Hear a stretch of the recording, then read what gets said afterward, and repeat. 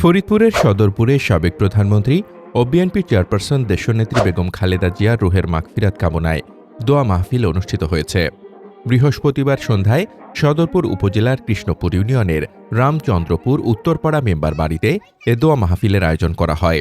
অনুষ্ঠানে প্রধান অতিথি হিসেবে উপস্থিত ছিলেন ফরিদপুর ৪ আসনের বিএনপির মনোনীত প্রার্থী এবং বাংলাদেশ কৃষক দলের সাধারণ সম্পাদক শহীদুল ইসলাম খান বাবুল। বিশেষ অতিথি হিসেবে উপস্থিত ছিলেন উপজেলা বিএনপির আহ্বায়ক কাজী বদরুদ্দোজা জামান, ফরিদপুর জেলা যুবদলের সভাপতি রুবেল হোসেন, বিএনপি নেতা মাসুদ মাতুব্বার।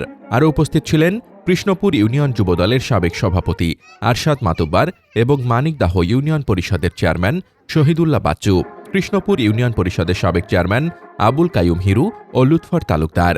এছাড়াও স্থানীয় বিএনপি ও এর অঙ্গ সংগঠনের বিভিন্ন স্তরের নেতাকর্মীরা অনুষ্ঠানে অংশগ্রহণ করেন। দোয়া মাহফিলে বক্তারা দেশনেত্রী বেগম খালেদা জিয়ার রাজনৈতিক জীবন, গণতন্ত্র পুনরুদ্ধারে তার অবদান এবং দেশের বর্তমান রাজনৈতিক পরিস্থিতি নিয়ে আলোচনা করেন। পরে তার রুহের মাগফিরাত এবং দেশ ও জাতির শান্তি ও সমৃদ্ধি কামনা করে বিশেষ মোনাজাত করা হয়।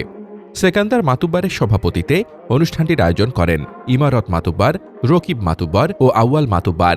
দোয়া মাহফিলে সদরপুর উপজেলার বিভিন্ন এলাকা থেকে বিএনপি নেতাকর্মী ও সাধারণ মানুষের স্বতঃস্ফূর্ত উপস্থিতি লক্ষ্য করা যায়। মোহাম্মদ শামীম রেজা, দৈনিক খোলা চোখ।